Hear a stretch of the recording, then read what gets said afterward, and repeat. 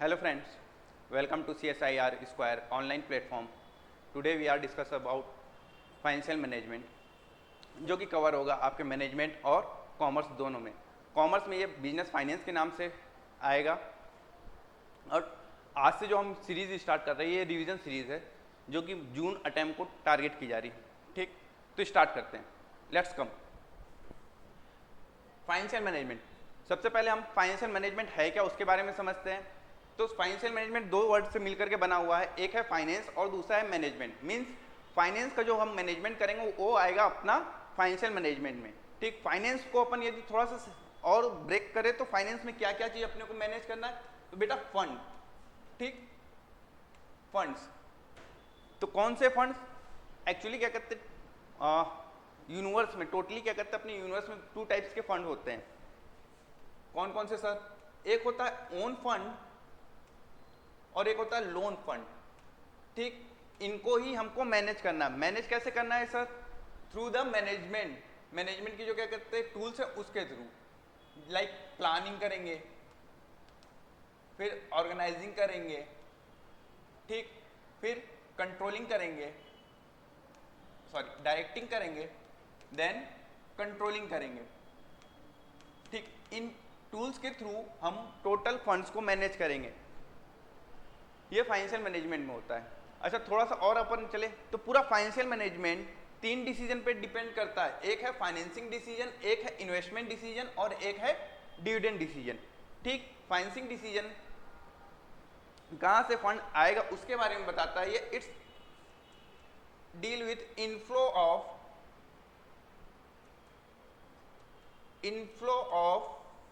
Fund. Fund के inflow पे ये बात करता है कि आप फंड कहां से लेकर के आएंगे। And investment decision it's a deal with the outflow of the fund. ठीक, फंड कहां को आप लगाएंगे या फिर कहां लेकर के जा रहे हैं उसके बारे में डील करता है। यदि मैं बात करूं अपने एग्जाम के पर्पस से, तो बेटा एफएम में जो क्वेश्चन उठते हैं वो इन डिसीजन से ही उठते हैं। Financing decision, investment decision and dividend decision. ठीक, ये तीन कोर पिलर हैं जहां से क्वेश्चन उठते हैं। इवन मतलब इसके अंदर भी अपन जाएंगे तो फाइनेंसिंग डिसीजन में हम फंड कहां से लेकर के आते हैं इसके बारे में होता है और उसको किस तरीके से मैनेज करते हैं उसके बारे में हमको पूरा डिसीजन लेना रहता है। ठीक, फाइनेंसिंग डिसीजन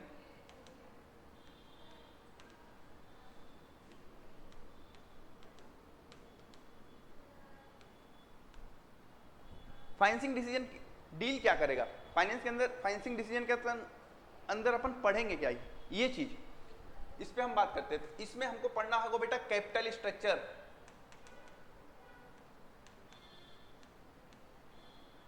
ठीक, what is a capital structure? It's a combination of डेब्ट and equity and hybrid securities. Means अरे ये मिक्सचर है किसका? डेब्ट का, इक्विटी का एंड हाइब्रिड सिक्योरिटीज। ये क्या बोल दिया सर? थमो 2 मिनट वेट करो, बता रहा हूं। ठीक, कैपिटल स्ट्रक्चर के बारे में आपको पढ़ना है। देन लेवरेज के बारे में,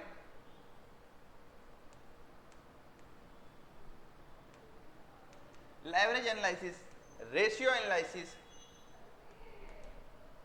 and cost of capital. Mainly question आपके जो है एफएम में जो आते हैं वो ये दो टॉपिक से ही आते हैं। सबसे ज्यादा आपका कैपिटल स्ट्रक्चर से क्वेश्चन पूछता है। ठीक, इवन कैपिटल स्ट्रक्चर में भी इसकी थ्योरी से क्वेश्चन सबसे ज्यादा उठते हैं। ठीक, तो सबसे पहले यदि अपन बात करें तो what is the capital structure? What is the capital structure? ये क्वेश्चन उठता है कि कैपिटल स्ट्रक्चर है क्या। ठीक, तो कैपिटल स्ट्रक्चर है क्या? तो अपन ने एक छोटी सी डिफिनेशन अभी पीछे पढ़ गए कि इट्स अ कॉम्बिनेशन ऑफ डेब्ट, इक्विटी एंड हाइब्रिड सिक्योरिटीज। क्या? डेब्ट, इक्विटी और हाइब्रिड सिक्योरिटीज का एक कॉम्बिनेशन है। तो सर हम डेब्ट तो समझ रहे हैं कि डेब्ट आपने बोला, इक्विटी भी थोड़ा बहुत समझ रहे हैं, what about the hybrid security? Hybrid security क्या है सर? ठीक, तो सबसे पहले हम डेब्ट और इक्विटी समझते हैं, फिर हाइब्रिड सिक्योरिटीज पे आते हैं ना।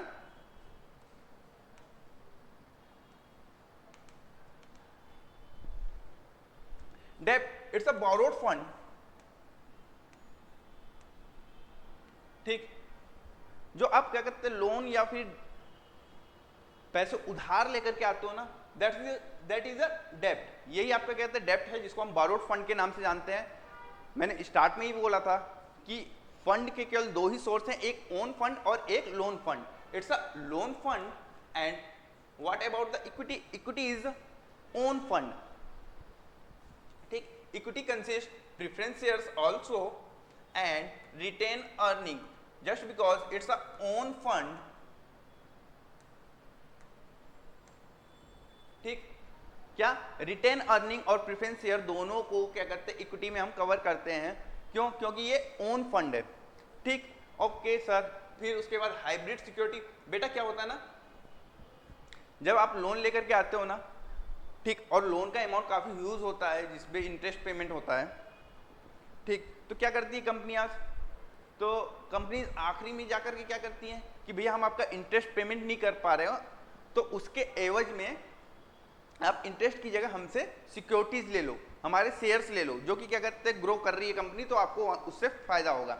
मींस डेब्ट, और जो डेब्ट आप लेकर के आ रहे हो after a certain period of time, after a certain period of time it's converted into the shares, ठीक। कुछ समय के बाद ये शेयर्स में कन्वर्ट हो जाते हैं, तो इसी को हम हाइब्रिड सिक्योरिटी कहते हैं, ठीक। तो कैपिटल स्ट्रक्चर से इसका क्या लेना देना?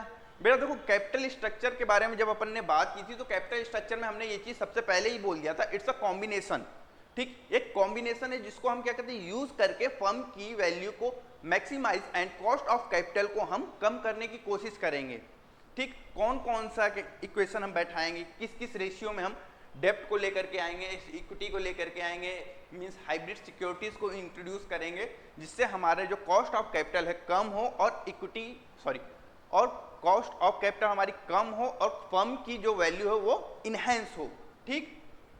तो मेन गोल क्या है? मैक्सिमाइजेशन ऑफ वेल्थ, वेल्थ का मैक्सिमाइजेशन करना है, फर्म की वैल्यू का मैक्सिमाइजेशन करना है with the help of capital structures, ठीक। तो कैपिटल स्ट्रक्चर में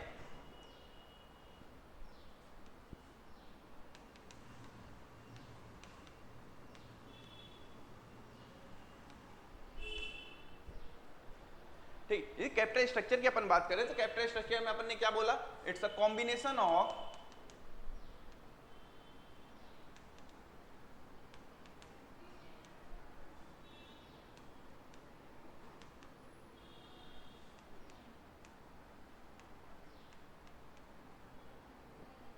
ठीक, इट्स अ कॉम्बिनेशन ऑफ डेब्ट एंड इक्विटी। और why we use a capital structure? Minimise cost of capital and enhance value of firm, value of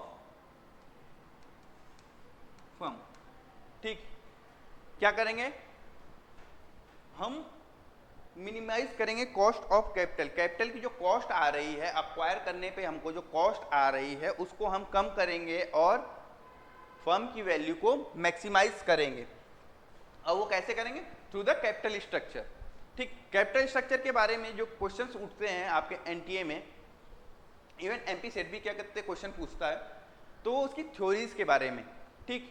capital structure की mainly दो theory बताई जाती है, एक रेलिवेंसी थ्योरी और एक इनरेलिवेंसी थ्योरी, ठीक। बट मैं आपको एक और थ्योरी बताता हूँ, दैट्स द अदर थ्योरी, जिसके अंदर आपकी एजेंसी कॉस्ट थ्योरी आती है और ट्रेड ऑफ थ्योरी आती है, ठीक। रेलिवेंसी थ्योरी क्या बताती है? रेलिवेंसी थ्योरी ये बताती है कि कैपिटल स्ट्रक्चर कंपनी के लिए कितना जरूरी है, क्योंकि थ्रू द कैपिटल स्ट्रक्चर हम कॉस्ट ऑफ कैपिटल को कम करते हैं, जो कि कंपनी के वैल्यू को इनहेंस करेगी और इंक्रीज करेगी, ठीक। बट वहीं क्या है, इनरेलीवेंसी थ्योरी क्या बताती है कि कुछ भी कर लो, कुछ भी कर लो, जो कंपनी की वैल्यू है, आप कोई सा भी डेप्ट का मिक्स या फिर इक्विटी का मिक्स लेकर के आओ, ठीक, कंपनी की वैल्यू पे उसका इंपैक्ट नहीं पड़ेगा। क्या उसकी कंपनी के वैल्यू पे उसका इंपैक्ट नहीं पड़ेगा। मार्केट वैल्यू उसकी जो है वो डिपेंड करेगी किस पे, एसेट्स एंड अर्निंग पे। किस पे, एसेट्स और अर्निंग। कंपनी के पास कितनी एसेट्स है और उसकी अर्निंग कैपेसिटी कैसी है, मींस ऑपरेटिंग प्रॉफिट वो कैसा अर्न कर रही है, उसके ऊपर क्या करते हैं, बात करते हैं इनरेलीवेंसी थ्योरी। तो सर जो दूसरी मतलब तीसरी जो थ्योरी आपने बताई, other theory, agency cost theory and trade off theory, बेटा एजेंसी कॉस्ट थ्योरी और trade off theory it's a mixture of relevancy and irrelevancy theory. ठीक, कुछ हद तक ट्रेड ऑफ थ्योरी क्या बोलती है कि आप कुछ हद तक डेप्ट और इक्विटी का जो मिक्सचर लेकर के आ रहे हो ना, उसका आपको बेनिफिट मिलेगा, बट आफ्टर दैट पीरियड, एक सर्टेन टाइम के बाद जो आप डेप्ट लेकर के आ रहे हो वो फाइनेंशियल डिस्ट्रेस और फाइनेंशियल कहते हैं रिस्क की वजह से न्यूट्रलाइज हो जाएगा। ठीक, और वहीं जो एजेंसी कॉस्ट थ्योरी है वो आकर के क्या बोलती है कि डेप्ट क्या करते हैं, जो आप इनहेंस करोगे या फिर इंट्रोड्यूस करोगे अपने कैपिटल स्ट्रक्चर पे, तो ये एक एक्स्ट्रा बर्डन देता है मैनेजर के ऊपर कि वो एक फाइनेंशियल डिसिप्लिन से काम करे। Means sir regular payment of interest आपके ऊपर एक अनचाहा बर्डन देती है कि आप एप्रोप्रिएट फंड्स को मिसयूज नहीं कर सकते। मीन्स फंड्स का एप्रोप्रिएट यूज करोगे, जो आपके पास सफिशियंट, मतलब एक लिमिटेड फंड जो आपके पास है उसका आप एप्रोप्रिएट यूज करोगे, मिसयूज नहीं करोगे थ्रू एजेंसी कॉस्ट थ्योरी। और एजेंसी कॉस्ट थ्योरी में आता क्या है, the conflict between the shareholder and manager, या फिर मैं इसको थोड़ा सा और क्या कहते हैं वास्ट टर्म में यूज करूँ तो conflict between the stakeholder and managers. Means sir stakeholder क्यों बोला, स्टेक होल्डर बोलने के पीछे बेटा रीजन ये है ना कि जब हम स्टेक होल्डर की बात करते हैं तो we cover the shareholder and as well as investors. ठीक, जो हमारी कंपनी में इन्वेस्ट करते हैं वाया लोन और इक्विटी। ठीक, या तो वो इक्विटी के थ्रू हमारी कंपनी में इन्वेस्ट करते हैं या तो हम उससे लोन लेकर के आए, वो लोन लेकर के आए तो भी तो वो हमारी कंपनी में इन्वेस्ट कर रहा है। तो इनका जो कन्फ्लिक्ट है उनको क्या करते हैं, डील करती है कौन, एजेंसी कॉस्ट थ्योरी। इवन क्या होता है बेटा कि शेयर होल्डर और आपका जो जिससे लोन लेकर के आ रहे हो ना उसके बीच भी कन्फ्लिक्ट अराइज होता है। क्यों कि आपके ऊपर जो फाइनेंशियल बर्डन पड़ रहा है ना वो सबसे ज्यादा आकर के उनका किनका, इक्विटी शेयर होल्डर्स या शेयर होल्डर्स का प्रॉफिट कम कर रहे हैं। ठीक, तो अब अपन आते हैं कैपिटल स्ट्रक्चर की थ्योरी पे।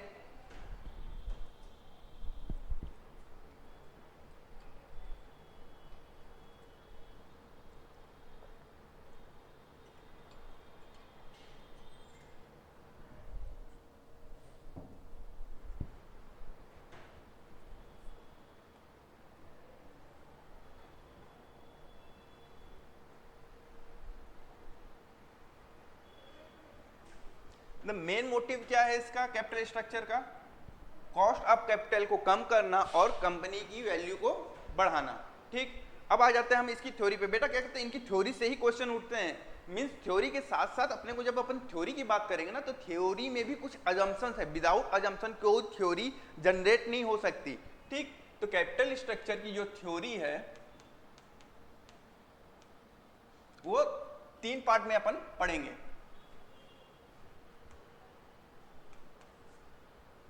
कौन कौन सी सर,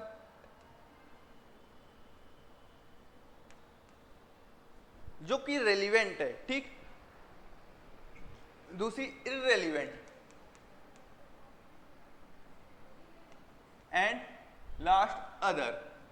अदर के अंदर अपन क्या क्या पढ़ेंगे, agency,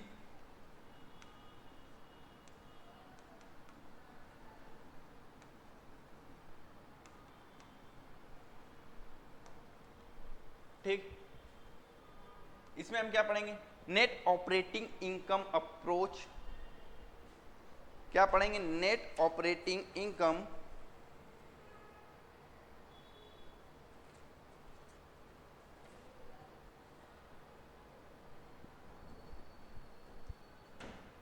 net operating income approach and MM theory. MM theory में भी क्या कहते हैं, दो पार्ट हैं, विथ टैक्स, विदाउट टैक्स। ठीक, विथ टैक्स को हम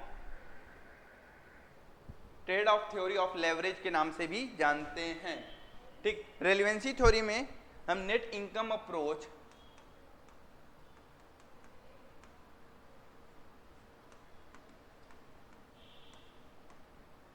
और ट्रेडिशनल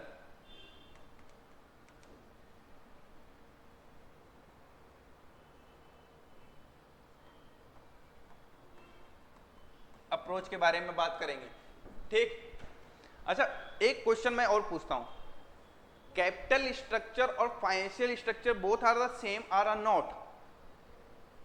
कैपिटल स्ट्रक्चर और financial structure both are the same or not?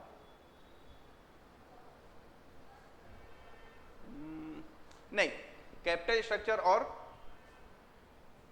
Financial structure में थोड़ा सा डिफरेंस है, इट्स अ माइनर डिफरेंस। ठीक, इसको थोड़ा सा आप ध्यान रखना क्योंकि ये एक बार क्वेश्चन आ चुका है।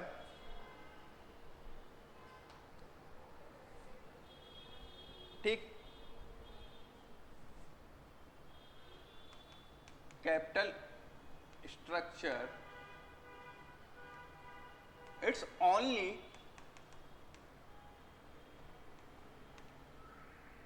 deal with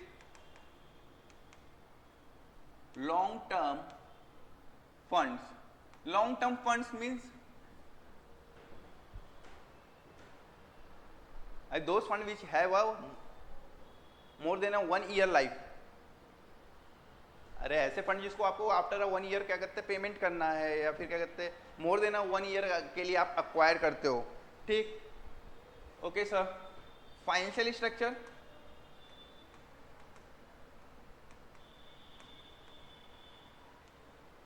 Financial structure cover long term as well as short term funds। ठीक, क्या लॉन्ग टर्म के साथ साथ वो शॉर्ट टर्म फंड भी कवर करता है।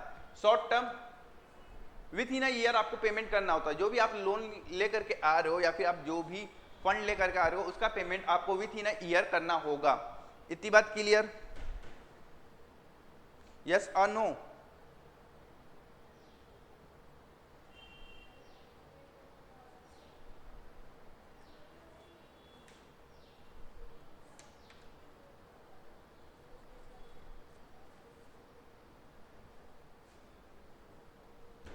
ओके, होप क्या कहते हैं आपको कैपिटल स्ट्रक्चर और फाइनेंशियल स्ट्रक्चर के बीच में डिफरेंस समझ में आया। थोड़ा सा बारीक सा अंतर है। ठीक, कैपिटल स्ट्रक्चर जो है आपका लॉन्ग टर्म फंड्स को डील करेगा और फाइनेंशियल स्ट्रक्चर लॉन्ग टर्म के साथ साथ शॉर्ट टर्म दोनों को डील करेगा। इतनी बात क्लियर? ठीक, अब आ जाते हैं अपने कैपिटल स्ट्रक्चर की थ्योरी पे। ठीक, मैंने सबसे पहले यही कहा था कि कोई भी जो थ्योरी है विदाउट अजम्पशन जनरेट ही नहीं हो सकती। तो क्या सर रेलिवेंसी के लिए बोला था कि इन रेलिवेंसी के लिए कि अदर्स के लिए? बेटा ये सबके लिए। ठीक, कोई भी अजम्पशन होगा, कोई भी थ्योरी होगी विदाउट अजम्पशन वो जनरेट ही नहीं होगी, वेदर इट्स अ रेलिवेंट और इनरेलिवेंट थ्योरी और अदर थ्योरी। ठीक, और इस अजम्पशन से क्वेश्चन बनते हैं। जब आपको एनटीए क्वेश्चन देता है तो नंबर ऑफ अजम्पशंस लिख करके देता है, उसमें एक अजम्पशन गलत डाल देता है, फिर आपसे वो पूछता है विच इज द ट्रू। ठीक, सीक्वेंस लगाइए, तो उसको लेकर के ये अजम्पशन से क्वेश्चन बनते हैं। लास्ट अटेम्प्ट में बना है, लास्ट के लास्ट अटेम्प्ट में आप पीवाईक्यू जब सॉल्व करोगे ना तो आपको समझ में आएगा। ठीक, तो इनके अजम्पशन क्या है?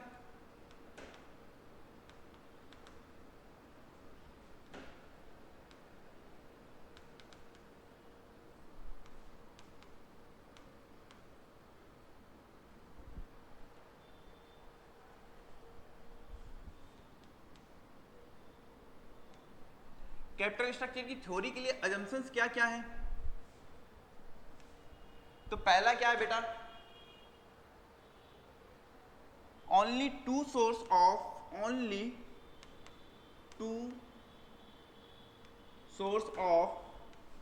finance, कौन कौन से बेटा? डेब्ट एंड इक्विटी के बारे में बोल रही है, ठीक, कि आपके पास केवल दो ही सोर्स ऑफ फाइनेंस है, कौन कौन से? डेब्ट and equity. Then there are no taxes,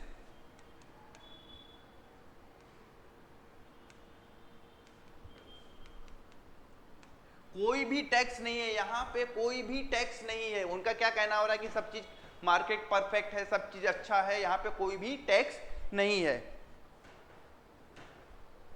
फिर क्या बोल रहे हैं? जितनी भी अर्निंग है, entire earning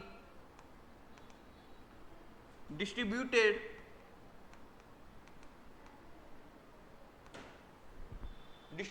to share holder as a dividend.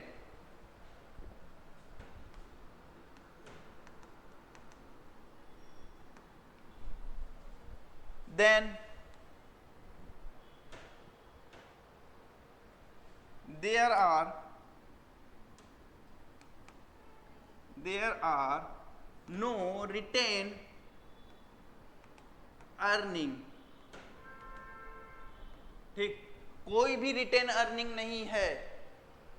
Next the company have infinite life, ठीक, कंपनी के पास इन्फानाइट लाइफ है।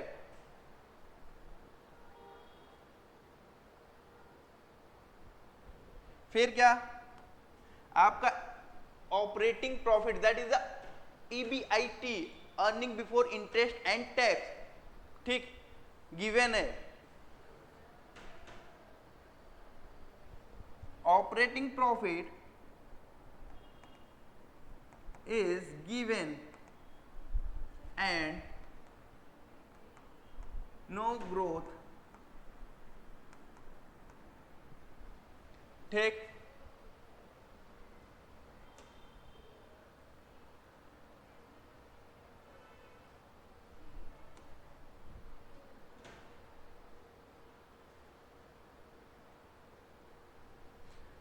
टोटल एसेट्स आपको पता है, total assets of company given and there is no change, ठीक, and last, business risk is a constant over the time,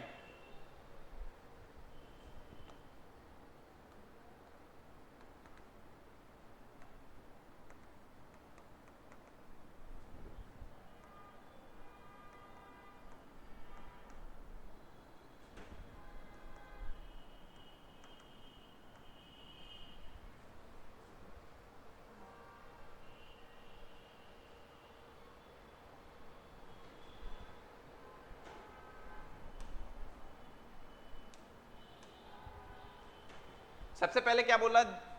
only two source of finance, डेब्ट and equity. अरे हमको भी पता है क्या करते हैं, दो ही सोर्स हैं फाइनेंस के, कौन कौन से? एक है डेब्ट एंड दूसरा क्या है? इक्विटी।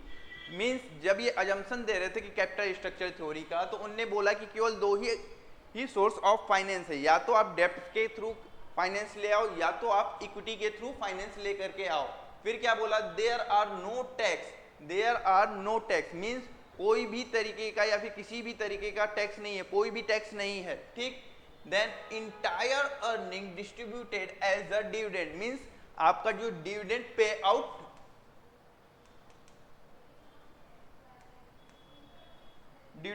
आउट रेशियो जो है that is 100%।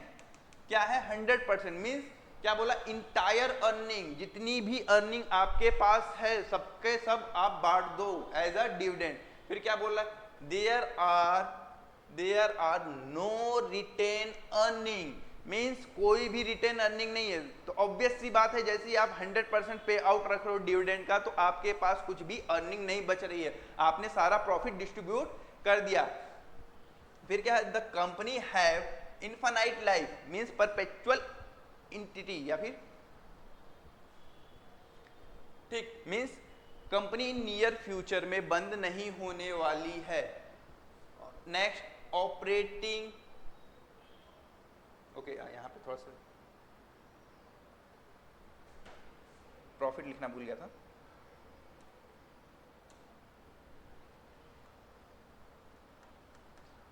Operating profit is a given and no growth, means आपके पास ऑपरेटिंग प्रॉफिट दी हुई है और भविष्य में इसके बढ़ने की संभावना नहीं है। मीन्स मार्केट जो है स्टेबल है, ठीक, मार्केट में मतलब ऐसा कोई भी चांस नहीं है कि आप प्रॉफिट को होल्ड करो और री इन्वेस्ट करो ताकि आपको ज़्यादा इनकम जनरेट हो, means no chance of growth. ठीक, total assets of the company given and there is no change. बेटा यही क्वेश्चन उठ करके आया था, मेरे अटेम्प्ट में यही क्वेश्चन उठ करके आया था।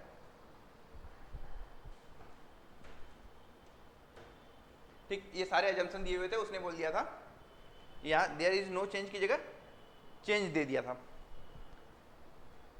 ठीक, तो ये इसीलिए मैं बोल रहा हूँ ना बेटा, इसके एजम्पशन सबसे ज्यादा जरूरी है। तो क्या बोला उसने कि total assets of the company, company की सारी एसेट्स दी हुई हैं और उसमें भविष्य में या फिर अभी कोई भी चेंज नहीं होगा या फिर किसी भी तरीके का चेंज नहीं होगा। Business risk is constant over the life, means किसी भी तरीके का फाइनेंशियल डिस्ट्रेस नहीं होगा, इन्फ्लेशन डिफ्लेशन कुछ भी नहीं होना है भविष्य में। ठीक, जिससे आपने लोन लिया है वो आपके का कॉलर नहीं पकड़ेगा या फिर आप भी डिफॉल्ट नहीं करोगे। ये सब अजम्पशन ले करके ही उनने थ्योरी प्रोड्यूस की थी। ओके ओके, वापस से एक रिकैप लेते हैं शुरू से। ठीक, अपन ने स्टार्ट कहाँ से किया था, financial management. What is the financial management? It's the management of the funds. ठीक, कौन कौन से फंड, डेब्ट एंड इक्विटी, ये दो तरीके के फंड होते हैं जिसको हम ओन फंड और लोन फंड के नाम से जानते हैं। ठीक, फिर मैंने क्या बताया कि पूरा फाइनेंशियल मैनेजमेंट जो है, पूरा फाइनेंशियल मैनेजमेंट जो है वो 3 डिसीजन पे डिपेंड करता है, एक फाइनेंसिंग डिसीजन, एक इन्वेस्टमेंट और एक डिविडेंड डिसीजन। ठीक, फाइनेंसिंग डिसीजन में अपन क्या बात करते हैं, inflow of the fund, fund के इनफ्लो के बारे में हम बात करते हैं। एंड इन्वेस्टमेंट डिसीजन में we are talking about the outflow of the fund, means fund के आउटफ्लो पे हम बात करते हैं कि हम इन्वेस्टमेंट कहाँ करेंगे, that is the investment decision. ठीक, and dividend decision are those decision when we earn a profit, so what amount of profit we distributed as a dividend to our shareholder। ठीक, मीन्स डिविडेंड डिसीजन में हम क्या करेंगे कि हम कितना profit distribute करेंगे as a dividend to share holders. ठीक, फिर अपन ने क्या बात की, फाइनेंसिंग डिसीजन में अपन ने बात की कैपिटल स्ट्रक्चर के बारे में बात किया, लेवरेज के बारे में बताया, रेशियो के बारे में बताया, cost of capital. Means financing decision में अपन को क्या क्या पढ़ना है, कैपिटल स्ट्रक्चर के बारे में पढ़ना है, लेवरेज एनालिसिस के बारे में पढ़ना है, रेशियो एनालिसिस के बारे में और कॉस्ट ऑफ कैपिटल। ठीक, मेनली अपन ने क्या बोला, ये रिवीजन लेक्चर है तो अपने को फोकस किस पे करना है, रिवीजन में जहां से क्वेश्चन उठ रहा है। ठीक, कैपिटल स्ट्रक्चर और लेवरेज एनालिसिस में। ठीक, कैपिटल स्ट्रक्चर में अपन ने क्या क्या बोला, डेब्ट, equity and hybrid security, means capital structure is a combination of डेब्ट, इक्विटी एंड हाइब्रिड सिक्योरिटीज। ठीक, उसके बाद अपन ने क्या बात की, what is the capital structure, capital structure is the combination of डेब्ट, इक्विटी एंड हाइब्रिड सिक्योरिटीज। ठीक, डेब्ट में क्या अपन ने बात कर ली, बोरोड फंड जो हम लोन लेकर के आते हैं, एंड इक्विटी कंसिस्ट या cover retain earning and preference shares also. And what about the hybrid security, hybrid securities are दो security which is before we took as a loan and after a certain period of time we converted it into the shares। ठीक, वो securities या फिर वो डेब्ट जिसको हम शुरू में एज अ डेब्ट लेकर के आते हैं and after a certain period, ठीक, हम उसको शेयर्स में कन्वर्ट करते हैं। ठीक, नेक्स्ट कैपिटल स्ट्रक्चर के बारे में अपन ने क्या बात किया, इट्स अ कॉम्बिनेशन ऑफ डेब्ट एंड इक्विटी।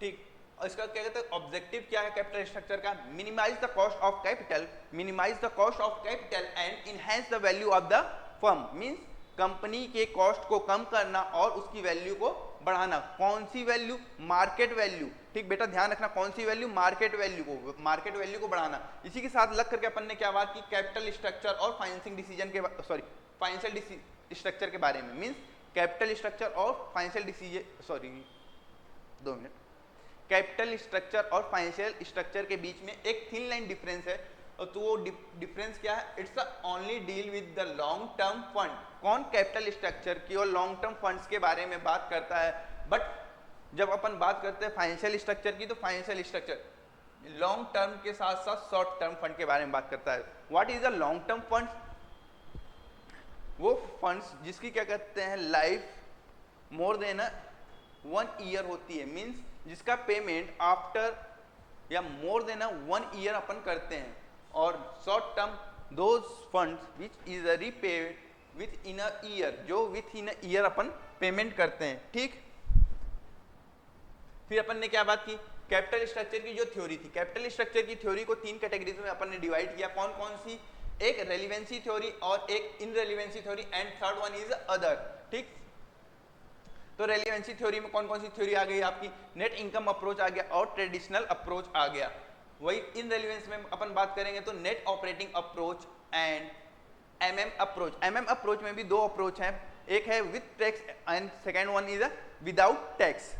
अब अपन यदि बात करें अदर्स में, तो अदर्स में अपने को क्या पढ़ना है, agency theory and trade off theory, ठीक। इसके साथ में हम, मैंने क्या बोला था, कोई भी थ्योरी या फिर कोई भी लॉ या फिर कोई भी परसेप्शन जो बिल्ड होता है विदाउट अजम्पशन नहीं हो सकता है, या फिर क्या कहते हैं कोई भी जो थ्योरी है, ठीक, विदाउट अजम्पशन हो ही नहीं सकता, ठीक। उसके लिए क्या हुआ, तो सबसे पहले क्या कहते हैं, कैपिटल स्ट्रक्चर से रिलेटेड, कैपिटल स्ट्रक्चर की थ्योरी से रिलेटेड हमने अजम्पशंस के बारे में बात किया, ठीक। तो सबसे पहले उसने क्या बोला, only the 2 source of a finance, means हमारे पास केवल 2 ही सोर्स हैं किसके, फाइनेंस के। फर्स्ट वन इज द डेब्ट and second one is the equity, and next one is there are no tax. क्या बोला कि कोई भी टैक्स नहीं है, and next entire earning distributed as a dividend. जैसे उसने बोला कि इंटायर अर्निंग को हम एज अ डिविडेंड डिस्ट्रीब्यूट कर रहे हैं, तो यहां से हमने क्या इंटरप्रिटेशन निकाला कि डिविडेंड पे आउट रेशियो 100% है। क्या है, डिविडेंड पेड आउट रेशियो 100%, मतलब जितना भी आप प्रॉफिट अर्न कर रहे हो आप पूरा का पूरा डिस्ट्रीब्यूट कर दे रहे हो। देन फिर क्या, यहीं से इसने क्या बोला, there are no retain earning, means कोई भी रिटेन अर्निंग है। अरे सही सी बात है भाई, क्या कहते हैं, जब आप 100% पे आउट रख रहे हो, पूरा का पूरा प्रॉफिट आप डिस्ट्रीब्यूट कर दे रहे हो एज अ डिविडेंड, तो आपके पास कुछ भी नहीं बचेगा, ठीक। The company have a infinite life, company भविष्य में कभी भी मरने वाली नहीं है। Then operating profit is a given and no growth, means chance of growth है ही नहीं, जो भी ऑपरेटिंग प्रॉफिट है वो भी आपको पता है। फिर total assets of the company given and there is no change, ठीक। आपको टोटल एसेट्स ऑफ कंपनी पता है, उसमें भी किसी भी तरीके का कोई भी चेंज नहीं होगा। And business risk is a constant over the life, company का जो बिजनेस रिस्क है वो भी कांस्टेंट रहेगा। ओके, आज के लिए इतना ही, नेक्स्ट क्लास में अपन आगे की बातें करेंगे। सो जुड़े रहिए CSIR स्क्वायर के ऑनलाइन प्लेटफॉर्म से। Thank you very much.